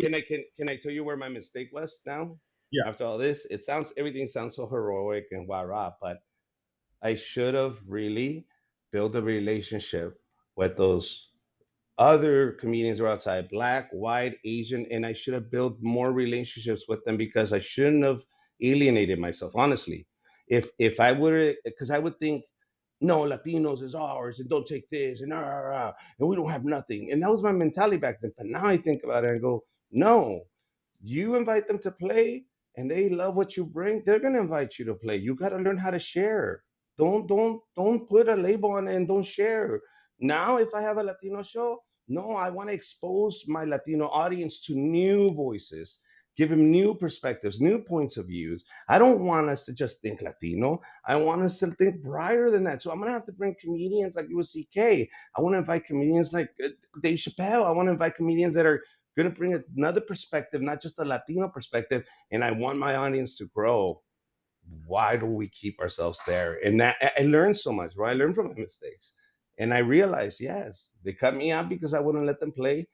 And it was one of the biggest nights, but I understood because they needed to make space. If you're not going to play with everybody, then we're going to make sure it's more diverse. Well, but also, it didn't. By the way, there was no other Latino after that. We didn't get shit, by the way. But I also understood that building that relationship, something that I tell a lot of Latino kids is, I know you don't feel included. I know you feel ostracized. I know when you go to Hollywood, you don't fit in. I know you feel uncomfortable. But the only people that are going to hire you in Hollywood are in Hollywood. The only opportunities you're going to get are there in Hollywood. Do you understand? You need to go there. You need to be around there. If this is what you are, stand up. Why aren't you at the Comics or Laugh Factory or Improv every day? Hustling and asking and creating relationships and shaking hands. Don't stay in Riverside. Don't stay in La Puente. Don't stay in Huntington Park. They're not giving jobs there for comedians. The jobs are in Hollywood. And see, and that's the thing, you know, a lot of times, so I don't know what to think, because sometimes it's like, oh, well, Hollywood's keeping us out. But I'm like, well, maybe we're just not making that extra 30-minute drive to get into Hollywood. You know, right? You have to be in Hollywood. Because we're what do you call it? Self-defeating? Yeah, like we don't think we belong there. We don't feel included. Which is true. Diversity, equity, inclusion is not happening here. I mean, we don't feel included. We don't feel, when you don't see anybody that looks like you on that stage day after day after day, you kind of go, maybe I don't belong here. Without even realizing, you walk away. That's what happened a lot at the Comedy Store. The reason a lot of Latinos would leave is because they always felt ostracized. They always felt like they were not welcome. And so that is us doing that to ourselves. And I want comedians that are listening to this, go. Be nosy, ask questions, tap shoulders. It's okay. You know what I mean? We have to do that. So if you want to be represented, go be the first one. Tap on the shoulder, say, can I get a spot? Have you been asked? How do you get on? Are you being nice to everybody? Or you just sit there and fucking go in a corner and not talk to anybody and expect somebody just to tap you on the shoulder and say, hey, you look funny. They're going to give you a career. The fuck? I think sometimes people think that. They're like, well, why can't they recognize my genius? You know, it's like, because you haven't done shit, you know? It's an ongoing thing. And at the end of the day, we're all responsible. You are responsible to represent who you are and where you come from. I'm responsible to represent who I am and where I come from. And we got to do a good job at it. I can't control what other people do. I can only control what I do. And it is what it is. And now I can give you advice. I can tell you how we can get in, but it's up to you to go and make the drive. Sure.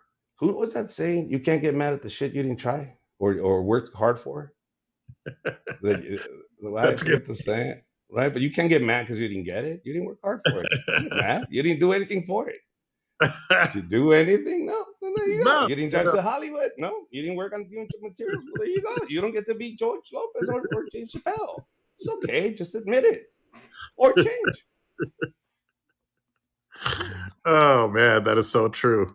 I realized that I never put our your website or your at what people wouldn't have. I At was Richard Comedy. At Richard at Comedy. Richard Comedy, yeah, because Yes. there's a little uh, window that I can put all this information in, and I was like, why did they ask what it was? And then I copied it, but I never put it in at Oh, Richard Comedy. somebody. There's a Yeah. little fortune cookie that you can add at the bottom, so I I just see did that. that.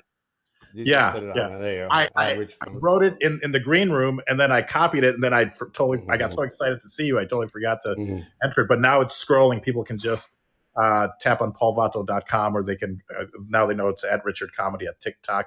But man, you've done such great work. I know, and I don't know if this is something you want to talk about, and if maybe we save it for another date. I don't know how you're doing on time, but We're good. but Yeah. I mean, this roasting that you're obviously very good at, but also, Obviously not. but obviously, and you know who I'm having on the show. I think it's later this week. Is Alex Hooper? I don't know if you know Alex Hooper. He does the Daily Lollipop, and he was on AGT, America's Got Talent, and he roasted the Okay. shit out of like the judges. I mean, he just Uh-huh. said horrible things to him, but they loved him. I mean, the audience loved him. Simon's like, oh my, like what? He made fun of like I don't know Heidi Klum or whomever, but he's gotten like 75 million views on social media and whatnot. So he's going to be my guest on an upcoming show, and he's actually written a book, how to be a professional roaster, and all this, but they actually brought him back, so they enjoyed, I think, what he did. You, on the other hand, you got in a little bit of trouble. It's my understanding. Yes. So this is what's going on. You can hear me, right? You can hear me Yes, correctly? perfect. Yeah. Yeah, Okay. now So I think it was on okay. my end. All right. So good. So what happens is this, man. I bring Spanish comedy in 2013. I go to Mexico City, and then I start working on bringing Latino comedy to the U.S. So I start introducing them to the improvs. I start working with big comedians. This guy that I start working with, he's like the Kevin Hart of Mexico, and he has a big social media following. And so me and him start touring for 3 years. We're doing the Microsoft Theater. We're doing these huge events, big stadiums, and we're touring for 3 years. And when I come back from a sold out show in Guatemala, my manager tells me it's over. I remember when I told you I started again. I'm telling you, it's not too late. At 37, I went to go look for Spanish comedy. At 36, I went to go look for Spanish comedy, and I started from the bottom. And because I was already so seasoned in comedy, and I could speak Spanish pretty well, they took me right away. They were like, "Oh my God!" I was in Televisa for 6 months into it, and then I was on Comedy Central Latin America. Then they called me again to do another show for Comedy Central Latin America. I taped again for Adal Ramones, Televisa.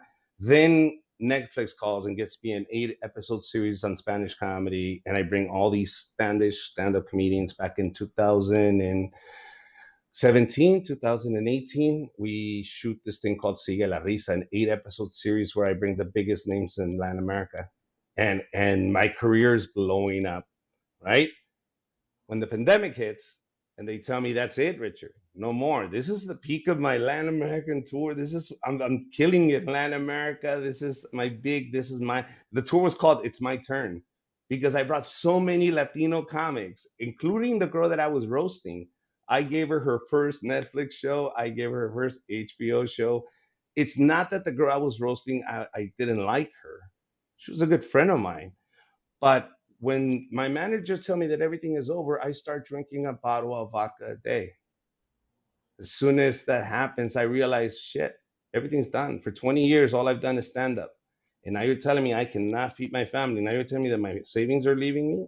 For 6 months, all I saw was my money leave my bank account with no chance of recovering anything. I had to freeze every bill. I started getting into a real depressed mode, and I'm drinking and drinking a bottle of vodka a day. In September, this isn't in March. In September, Franco calls me and says, "Hey, man, I would like you to be part of this roast." I was like, "Great. Then I better get 2 bottles because today we're having a show." Just because they tell you you're having a roast, you're working, doesn't mean that the last 6 months of you drinking a bottle of vodka go away. You add antidepressants to that, and you add marijuana to that, and you're self medicating all day, and that's all you do all day. I was in the deepest, darkest hole. And he asked me to be on a roast with 8.9 million people watching. And I made a dumb ass of myself, dude. I called her a bitch. I did all this. But it happened. You know what I mean? When it happens, though, I didn't know how Mexico was going to react or Latin America. And storm came the next day. I mean, everybody started coming at me. I got death threats. They told me you'll never work in Mexico again. I said I don't want to because death threats. I'm not going anymore. So you understand? I was trending. I was number one for like 3 days. El Gordo y la Flaca, El Televisa, Univision. Everybody wanted to know what happened on the roast. And of course, like she even said it to all her friends. This is the best thing that could ever happen to me. Because she went on every channel and she did every interview and she played the victim and anything. It's just the best thing that could have ever happened to me was Richard doing that. And my wife is here crying, going like, why am I getting death threats? Why is the baby getting death threats? Why is this happening? And I'm like, because I messed up. So that happened. And everything goes to hell. I realized what I've done. I realized that that's going to stay there forever. But I don't stop. I said, you know what? I can get up and fix myself, and I can shake this off, and I can fix my mistakes and become a better person, or I can let this eat me up. So I decided that's it, man. No more drinking when I'm working. No more this and that. I gotta go get therapy. I gotta go to AA. I gotta lose weight. I gotta learn what I did wrong. So I fan reaches out and says, why don't you take this course on sexual harassment prevention training, anti-bullying, and this, just so you know what you were doing wrong. And at least you have some insight on that. Well, afterwards, she tells me, your story was so funny the way you told it. Would you like to teach this? There's no shows. Keep in mind, there's no shows. Yeah. Do you understand? I did the bullying. She's like, that's right. See, we use other alcoholics to help alcoholics. We use other drug addicts to help other drug addicts. You're a good example of what not to do. You're a great bully, but Yes. but it's not bullying. If it would be like if you and I got into agreed to do a boxing match or MMA or and then we beat the shit out of each other, and then I'm mad at you because you beat the shit out of me. I'm like, well, didn't we agree to jump into the ring and fight listen, under a certain set of rules? I understand that. I understand that. Latin America doesn't understand that. See, I come with the mentality of the comedy store, but what she told everybody in Mexico is because they're not ready to do comedy. Oh, it's because they don't know how to do comedy. I was like, no, it's because I was drunk. Don't generalize every other comic because I was drunk, high, and under medication. That I know what I did wrong. I'm not saying I didn't do something wrong, but don't blame other comics or say that we weren't ready, or don't say that I'm not funny. I made a mistake and I owned up to it. But don't generalize and say that I'm not funny. I'm funny. I was at a roast. And you know what? I talked to Tom Segura about this. And he was offended at the guy and at everybody. He was like, it's a roast, bro. You didn't knock on her door and say, hey, let's fight. They told you that's your opponent. Go at it. Regardless, if you do it right or wrong, you just lose and that's it. But there is no hard feelings. We don't get our feelings hurt. But they did. Well, I mean, there's like, this is wrong on so many levels because, well, I never in a million years thought that any Mexican would ever be, I mean, the horrific things that I've heard and coming back. They invented the word, puto. They invented that word. It's the F word, really, for homosexuals. And it's thrown around freely to this day. Behind closed doors, I'm sure I mean, I still hear it outside, but I mean, it's getting better. But you cannot tell me that they're really offended by anything that anyone has said. I mean, it's coming from this culture where, like you even talked about, like women still almost barely have rights, type of a thing. So I can't understand how. Like I'm on Tom's side. Like how in the world? I mean, I'm offended that happened, and it's quite the opposite as far as comedy is concerned because. I mean, when I started seeing that you were doing shows, and I didn't realize, I didn't put the two and two together, but I'm like, how are these Mexican comics getting into the improv? Not that I wanted them not there, but I'm like, they're obviously selling tickets, but it's not our kind of comedy. It's like going it's this whack. It was like my parents' comedy. Like they think it's funny, or like men dressed as children doing shows and wacky, and it's all and like that's not what we do. I don't think but No. But well, see, good there is for a change them. now. No. But that's not the comedy that is in Spanish now. There's real stand up now. Is They there? don't dress up. Yes, no. You don't understand. The Carlos Vallartas, las Dani Sosas, the Franco Escamillas, the Mike Salazars, all these guys, they're all Richo Fari, they're all doing stand up. Like proper That's stand. what. Like, That's why when I showed up in 2013, they were virgins, man. They were just starting. That's why I had such success because I come in with 14 years of experience, and they're like, "Where did this guy come from? He knows how to do stand up really well," and that's what we're trying to do. But they also developed and started writing, and now they're doing stand up, not knock jokes, not Pepito jokes. These are real comedians that are now coming to the U.S. and selling out. Carlos Vallarta just created a huge splash at what Netflix is a joke festival. He was the talk of the town. He's up there doing Spanish and English comedy in multiple venues, killing it with his special on Netflix, his third special on Netflix, amazing. selling out improvs. And this guy talks, he says Jesus is not real. That's the name of his tour. Do you understand? Cristo no existe. That's the name of his tour. So do you understand? It's stand up. It's stand up. These are not jokes. Proper stand up. So proper stand up. And I brought that in 2013, and the improv. I remember that one of the managers called me and says, "Do you know what happened? We're celebrating 50 years of the improv, and in 50 years we never had to say Spanish or English till you showed up. You showed up, and now every improv goes the Spanish or English show because we have two." I was like, "Oh, not bad. Good." You should be very. Yeah, you know what? We all have our ups and downs, and I'm glad. I'm hoping that you've come out a better person for it. But you didn't do anything wrong, though. Well, besides being totally drunken. And Yeah. if it wasn't creative the way you called her a bitch, then yeah, I guess it wasn't done right. But you should But be you ready. don't get crucified. Yeah, but they need an enemy and they need somebody to kick when they're down, and it's fine. And I got it and I understood. And when my daughter sees that video, she is gonna know what her daddy did afterwards, what actions he took. When she judges me or when she says, "What did you do after?" I corrected my mistake. See, I did that mistake and then I stopped drinking. Then I lost 50 pounds. And then I went and started teaching other people not to do that to other people. That's what I did to change. You might criticize me for that video, but I made a mistake and I fell and I got up and I fixed it. And that's what you do. But Mexico doesn't want to know that. And Mexico doesn't want to promote that. Why aren't they calling me right now? Why aren't they asking me, "Richard, hey, what's going on? How you been?" Nothing. No. But you know what? I'll tell you this. That girl I called the bitch, she's divorced. And I'm not going to say why. But let's just say I might be a psychic. And she was married for 6 months when that happened. That roast happened. Okay, so I got to find this roast then. I'm sure there's yes. And let me tell you, this girl, she was married 6 months when I roasted her because she got married in March. So I started insulting her and talking about her husband being a producer at Comedy Central and all this, and this is the only way you got up there and this and that. And then 6 months later, or a year later, they're done. I was like, "Ooh, am I a psychic?" I think you need to have a little. Yeah.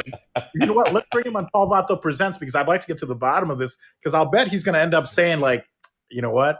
You were right." Like, yeah, I guarantee you, you'll be like, "Yep, Richard was a psychic. I don't know what he ate that day, but he knew exactly what he was talking about." So I don't know. I don't know the whole story, and I don't really care. But you're absolutely right, and that's why I'm okay with it because I know what I did to better myself, and we're good, and I'm gonna keep moving forward. And I realized in life at 44, I don't need to run. I've been running all my life because I see everybody around me running, and I run because they run, and that creates anxiety, and I keep running, and I'm like, what the fuck am I going? Why am I following Paul Vato or any of these motherfuckers? I already know where I'm going. Walk. As long as I don't walk, I'll make it. As long as I don't stop walking, I'll make it. If I don't stop walking, I'm gonna get to I don't need to run, because he's running, he's gonna fall. It's that hair. It's that hair of the turtle, man. Slow and easy wins the race. And you're on track. And you could have let that moment define you, and you might be up to 3 bottles of vodka a day. I don't know. Was it good vodka at least, or were you? Yes, I like. Well, it's not the most expensive, but it's my favorite. But That's it, man. You take care of that, and you go, hey, I can't. That's not the life. Do you still have a few drinks every now and then, or did Oh no! you? If I am not working, and I am at home and I'm with my family or I'm with friends that I trust, yes. If I'm in public, if I'm at a comedy club, if I'm working, if I'm socializing, if I'm doing a podcast, no. You No. understand? In my Yeah. home, I can do it. Here is fine, and it's not to get messed up. It's if I want to have 2 drinks, 3 drinks, go to bed. We're good. That's it. But not in public, none of that. Just personal thing for me is I want to be in control now. I want to make sure that if I call you a bitch, I meant it to your face, so we don't blame it on the alcohol. No. Me now. That's just me now. I want to make sure you got it clear. Okay. Well, Yeah, so no, same. If you call me a puto or something, I'll be like, wow. No, I think he meant it because yeah, he meant it. He was sober. He was sober. he was sober. He was stone sober, man. Richard, man. Well, because and that was, maybe that's for a different show to do a deep dive because Yeah. again, like when you see, I don't know, I don't even know what these characters, but I remember like El Chavo del Ocho and Ñoño, and I used to hate that character Ñoño because he was fat and I was fat, Yeah. and they called me Junior, but in Mexico they call me Junior, so it was kind of always like they were making fun of me. I'm like, it's because you can't speak English, you can't say Junior, you're saying Junior, and now you're comparing me to Ñoño. So that there's a lot of also deep seated hatred there. Is that vodka? What are you drinking? No. It's Diet Coke. No, Sure. it's Diet Coke. No, where's the can? That's somewhere around. But no, but it's true. I made a video about that. It's really hard because you're not Mexican enough for the Mexicans, and we're not white enough for the white people. We're just stuck in the middle, and it's difficult to try to please both because I felt racism on the other side of that border. I remember going to these shows and I remember being laughed at or criticized by other comics or teased in a way where, look, bro, if you were in the U.S. and if I was making fun of your accent, if I was making fun of you, you would get really upset, bro. And you have all your friends here, and I'm taking the ha-has and the hee-hees and yeah, motherfucker. But when you get to the U.S., because you're gonna want to go, I'm gonna do the same shit to you, bro. I don't forget. Because Don't you know forget. what Yeah. I mean? It's like, goddamn, I had cousins, bro. I would come, I would bring them clothes, and they talk shit. I'm like, bro, I brought you clothes, and you're talking shit. What the hell, man? Yeah. Like, why are you Yeah. teasing? Why are you messing with me, man? I brought you clothes. Man, and you're right. We've suffered that. I don't know, but since the late '90s, when I started doing comedy, and because every year was, oh, there's a Latin explosion this year. Starting with J Lo and then Ricky Martin, and I mean, I even parodied the song "Living La Vida Loca" to "Living La Vida Floja." I remember writing because it worked in English, Yeah. and it's living the crazy life became living the lazy life, and but every year we even wrote a show and we were going to call it "There's a Latin Explosion in My Pants" because we were so upset. Every year is a Latin explosion, which Yeah. never happened, and it's like we would take our ideas to ABC, the All But Chicano network, or NBC, the Nothing But Caucasian network, or CBS, the Caucasian broadcast service, and they would be like, "Have you tried Television or Univision?" Which are, for those that don't know, those are the Latino. I used to call them the Mexican channel. That's how elitist I was. And then I was like, wait, this is the Spanish channel. It's not the Mexican channel. It's all of Latin America. And then, we would take it to Univision or Telemundo, and they'd be like, you guys are gringos. Like, this isn't for us. Like, you guys don't even do stuff in Spanish. We're like, but it's, comedy with a Latin flavor. They're like, no, you got to go to ABC, NBC, CBS, and see, those were kind of all the choices that we had back then. But it's kind of been the same way. So I love the fact that now we're able to kind of create our own stuff, because now we don't have to wait for someone. But it's still tough, and it's exactly what you said. I think we should do a show, Mexican in the middle instead of Malcolm in the middle. Mexican in the middle. There you go. We're right in the middle. We're too brown for America, but then not brown enough for Mexico. My mother, I asked her that question because it is something you always ask yourself. And I said, Mom, why do we leave the U.S.? I mean, why do we leave Mexico? Why did you leave? He says, she's very patriotic and she loves America. And as soon as she got her citizenship, she's American. And she said, I have two mothers. We have two mothers in Mexico. is a mother that couldn't feed us. She couldn't give us opportunities. She couldn't take care of me. Um, so she had to give me up for adoption. I had to go to my second mother. And my second mother that adopted me in the United States, she fed me, she gave me opportunities, she gave me jobs, she gave me a home. Uh, she gave me all of this. Do I dislike my mother? No, I knew the sacrifice I had to take to leave my mother. But in order for you and your brothers to have a better life, I had to go to my other mother. I don't dislike any of my mothers. They both served the purpose. I just couldn't live in the other side because she couldn't feed me. That's it. But you don't stop loving mothers. They both No. took care of you. That's a wonderful sentiment. So your mother sounds very wise, and that makes perfect sense. And it's I mean, through no fault of your own. I mean, you were born in the U.S. You were born in Compton, Hmm. and then uprooted and taken to Mexico, And and then brought back at the age of 10. So you know, but I got to live both cultures. Like I have dual citizenship. I got to experience both sides, and good or bad, regardless. It created who I am now. Like all these stories that I tell, people go, I can't believe it. I said, I can't believe you can't believe it. And then I meet people who go, I know exactly what you're talking about. You're right. I'm like, oh shit. Okay, so you live my life. Yeah.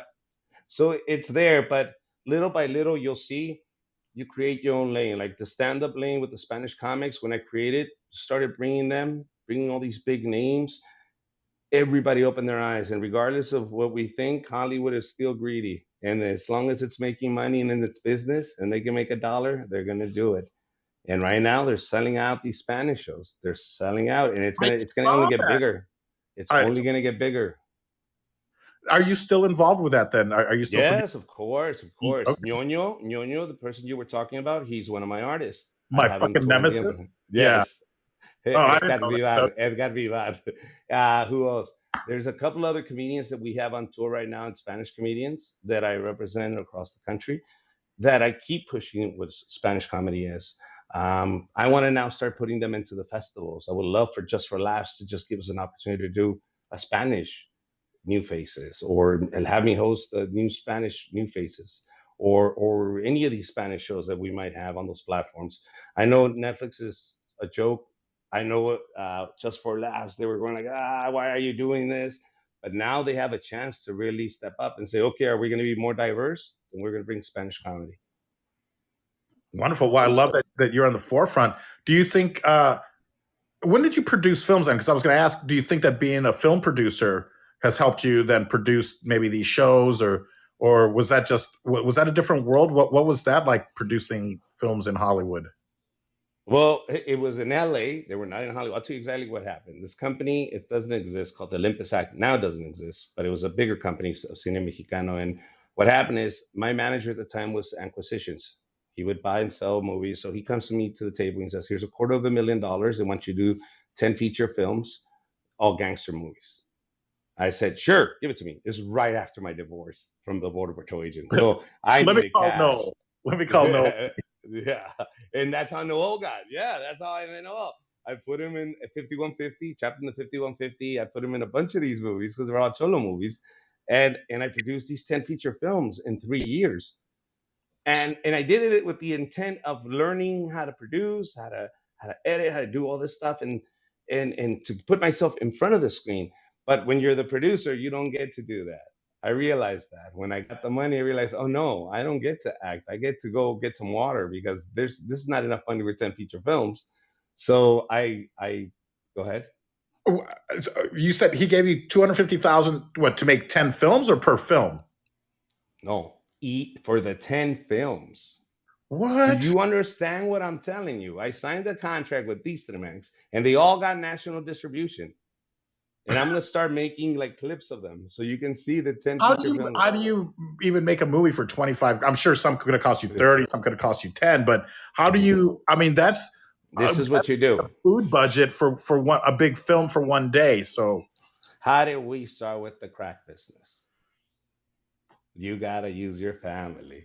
So my right hand man was my brother Teddy at 17. He was my super producer. He now works for BuzzFeed as one of the head producers for Better Like. You yeah. understand? But he started with me in the trenches making these low budget B movies that went straight to Walmart to the $5 bin. But we didn't care because now I bought a production truck and I had a studio in Huntington Park, and I had bribed the mayor of Huntington Park to let me do shootout scenes and block off streets and use their sheriffs and did all this shit. And this was already a long time ago, so I can't get arrested for this. But we did all this crazy shit in Huntington Park. We shot everything. All 10 feature films were shot in Huntington Park, except for one in Mexicali, Hostage. That's the only one we shot in Mexicali. But other than that, everything else was shot in Huntington Park. 10 feature films. Wow. What a crazy story. I mean, this is almost this. And you can look them up. It's Trapped in the 5150. You can go to IMDb, look up Richard Villa. Zula Entertainment was the company that I was using at the Zula.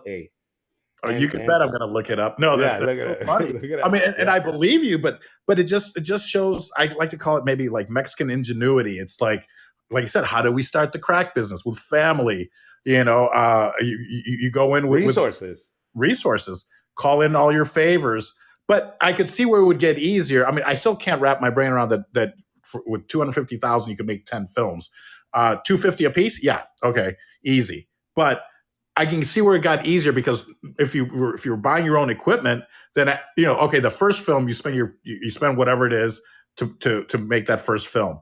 But now you own the equipment. Now it's yours. Now you've got the trucks. You've got, and it's probably getting a little bit easier because now the crew is ready, and Noel's going to do more than one film for you. And and that's how I did it. I shot all 10 thinking in the same time. All 10 were here. I said I have to shoot and say, okay, save this for that movie. We're going to save that for that movie. Do this for that movie because it's cholo movies. So gangster movies. Okay, yeah, okay. I need more lowriders here. I got this one. Okay, got it. Okay, very good. Do we have footage of the other stuff? Yeah, okay, cut that into this, and then we're gonna edit this. Then okay, there you go. Boom, new movie. I had to get so creative with all these. Some cholos were another cholos.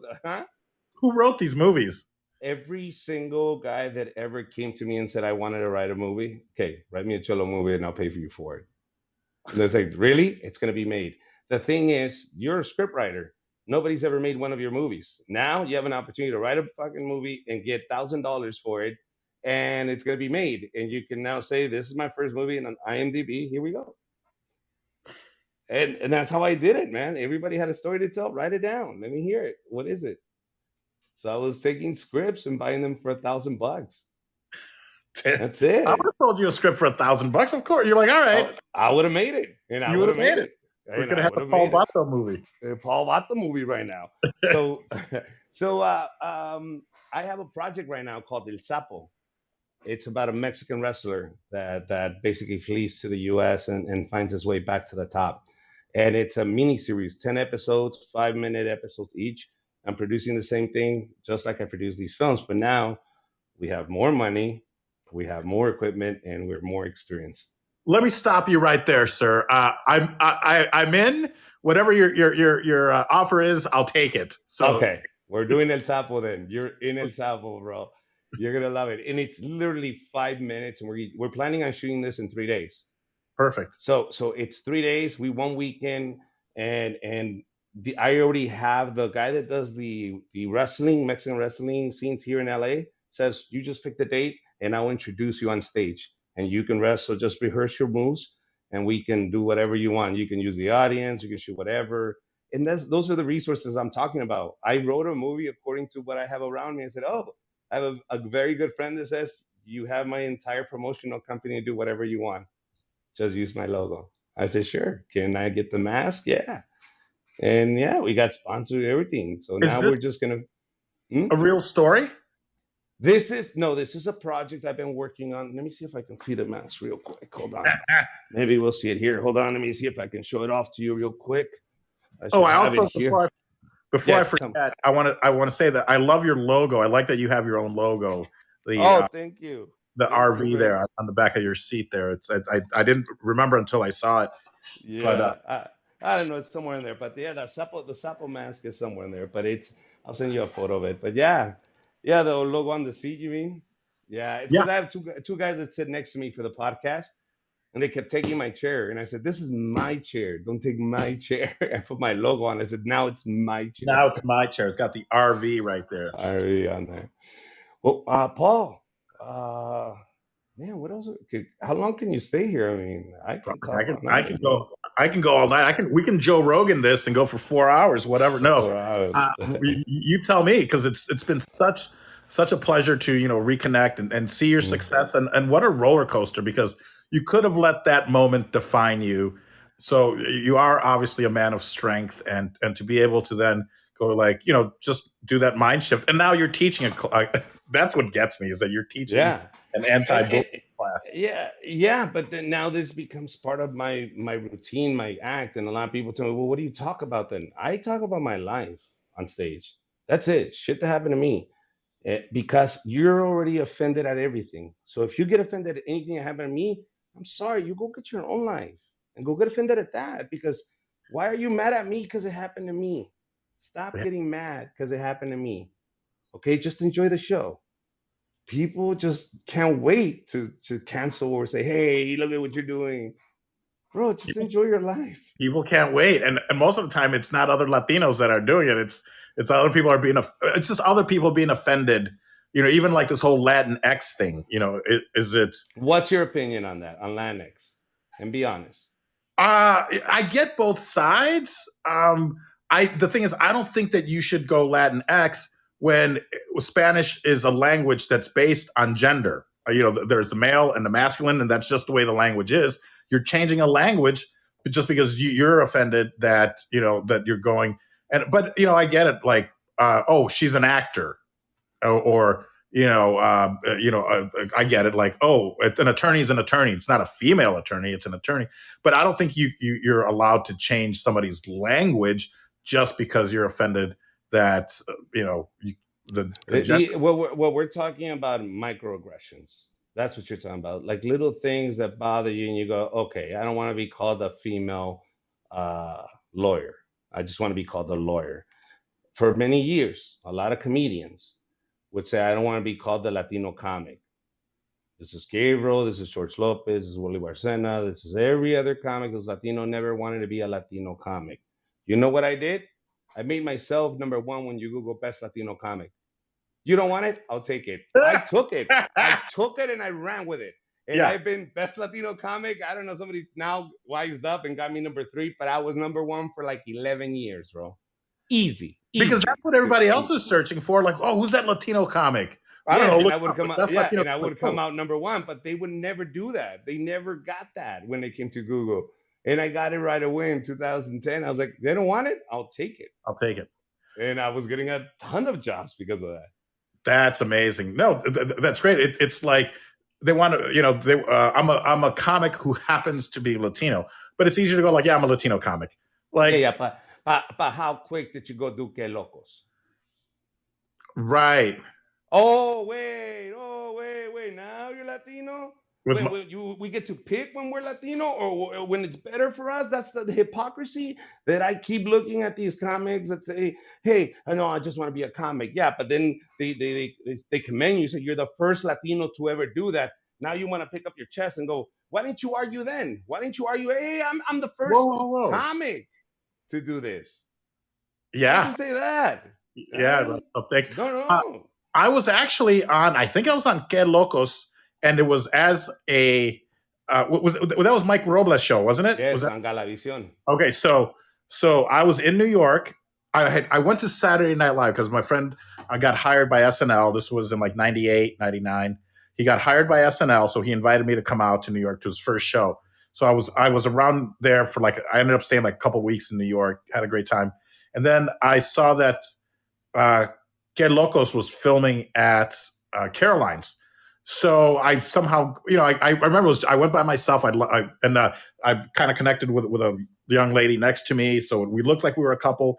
But Mike Robles pulled me up on stage because we started interacting, and then he pulled me up on stage, and I still remember I was wearing like shorts because I'm from Chicago. I was wearing shorts, like Doc Marten boots, and like a loose shirt. And he was just basically making fun of me, but we were cracking the people up. And then he goes, hey man, you should do stand up. And I've been friends with Mike ever since. So this was in the late 90s. So that just brought back this memory that I was actually, and then I saw it years later on TV, because they would replay Get Locos all the time. Yeah, Yeah. Robles. But they didn't mind to be Latino comics back then. So now That's they brilliant, do. though. Best Latino comic. That's you. Yeah. I'll take it. I'll take it. I'll take it. Oh man. But listen, Paul, I'm gonna let you go. I do wanna go out to Vegas. Yep. Can I visit you? Can I bother you? Can I say, hey Paul, let's have lunch out there? Or do you ever do this live? Do you ever have a podcast live? Or when are you coming to LA? Well, yeah, I would love to either, we could do this in person and we could, but stream it live like this on Fireside. I love this platform. It's started by Fallon Fatemi, and then Mark Cuban is one of the big investors. And I mean, I love the simplicity of it because it's saved on the platform. So and you can interact, you do it live. So even if you just have a few people in the audience, it's better than having no people, when we do a podcast via Zoom. But yes, I would love when you come out to Vegas. You must let me know so we can connect with. I'll connect you with Toy Shack Johnny. We can have lunch. Oh, I wanna go to the cigar shop. I wanna have a cigar. I We, wanna smoke a cigar. that'll be on me. The cigars will Yeah. be my treat. Yeah. We can hang out, smoke some cigars, or I'll come to LA because I'm there. Whenever I get work. I had a house there, but my ex-wife has it now. See, that's why you should have tell her, find happiness, bring him here. But whatever. Yeah. Listen, you have to take the 15 to Vegas when you come to LA or when you're going to LA. I live right off the 15 before you hit the 10. Oh, like by Foothill, by Victoria Gardens, that area. I'm like sure. 2 miles away from there. Oh, a mile away. So you're gonna get off on Foothill and just come to my house. I'll send you my address. We can hang out here. When you're going to LA, I'll go with you to LA. As a matter of fact, leave your car here. You've been driving. I'll drive us to LA, wherever you need to go if you're doing a show. Yeah. Or if you're gonna go see a show, let me know. I would love nothing more than that. If this happened, you're gonna do my podcast. You're gonna do the American Illegals podcast, bro. That's what I'm telling you. I love it. We can do it here. It's a great name, and I really want to thank you for spending a lot of time with me and great reconnecting. And I'm glad that you're finding all this great success. And if there's anything I can do to help or take something off your plate, let me know, because I'd be more than happy to, even if it's just helping you promote. But I'm going to make it out to LA, and I want to do stand up, so maybe you can help me with that. Because why don't we do this? Let's do a live together on TikTok. And bring your material, and we're just going to work it out. And we'll let the fans also work with us and just bring ideas, because I'm going to bring my ideas. And I'll say, okay, I have an idea of a Paul for this joke, blah, blah, blah, blah. And then we just hash it out on the air and call it, we just work material out. That's it. And we do another show where we're just working material out.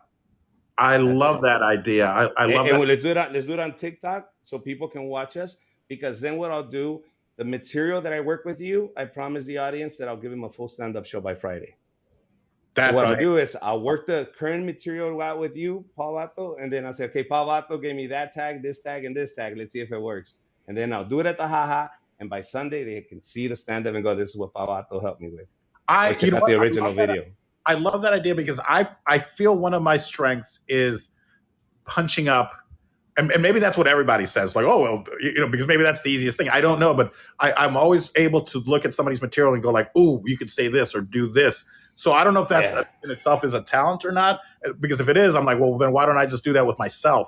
But I find it so much easier to do it for other people. And maybe it's just our natural. Yes. If we do a writing session, that's it. It's like, okay, Paul, so this is what happened. This is my idea. This is where I'm going with the joke. And then you go, no. What if you said this? And I've done a million of these writing sessions where it becomes so much fun, because everybody's tagging. All of a sudden, the audience is going like, no, you guys should say this. And you're like, oh, my God, he's right.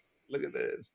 So I love the audience get to participate. I love the participation aspect of the audience. And then for you to be able to give them a final full product that said, I'll be punched up. I say, look, you guys want to see what Paul Vato did? And then you even grab it and share it and go, look, me and my boy Richard, we worked on this. Tell me what you think. And then they can see the process of, oh, you told them about that tag. Yeah, I gave them that tag. Oh, that's hilarious. That'd be great, man. Are you down to do this? I am down to do that. You tell me, because I'll set it up. I'll send you. Yeah. What's your schedule like? What's good for you? When is it? I'm pretty open now, except for these. That I've been doing interviews, but I can within the next week I can stop sending out invites, and then I won't get any any people. Oh, and thank you you used Calendly, didn't you? You used Yes. yeah. It's a very non-Latino thing of you to do. So you and Anthony and Citric both use Calendly, and I was like, I didn't expect any Latino comedians to use Calendly. Like, yeah, I'll do it. Let's just set it up. Like, all right. Okay. Yeah, not a problem.